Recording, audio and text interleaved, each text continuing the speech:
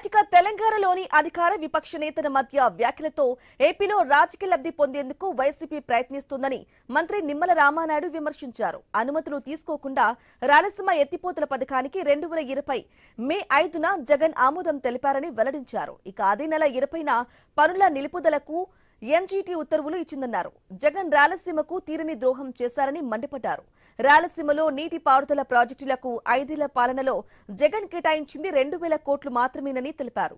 కూటమి ప్రభుత్వం వచ్చాక ఏడాదిన్నరలోనే 8,000 కోట్లు సీమ ప్రాజెక్టుకే ఖర్చు పెట్టామన్నారు.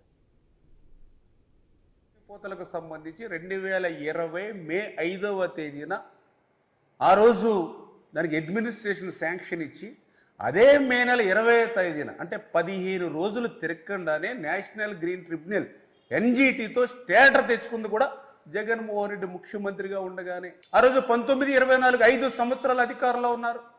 రాయలసీమ బిడ్డ అంటారు.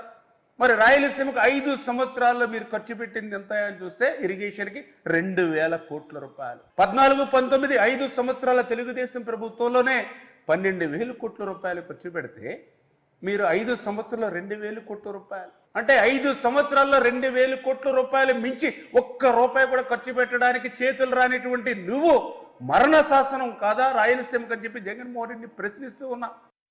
ఇక రాయలసీమ ఎత్తిపోతలకు సంబంధించి 2020 ఇక కాళేశ్వరం నుంచి నీటిని తెలంగాణకు ఉపయోగిస్తున్నప్పుడు దిగువన ఉన్న పోలవరం ద్వారా ఏపీ నీరు వాడుకుంటే తప్పేంటని మంత్రి నిమ్మల ప్రశ్నించారు. వృధాగా ఏడాదికి 3,000 టీఎంసీల నీరు సముద్రంలో కలుస్తుంటే అందులో 200 టీఎంసీలే వినియోగించుకుంటే అభ్యంతరం ఎందుకని నిలదీశారు.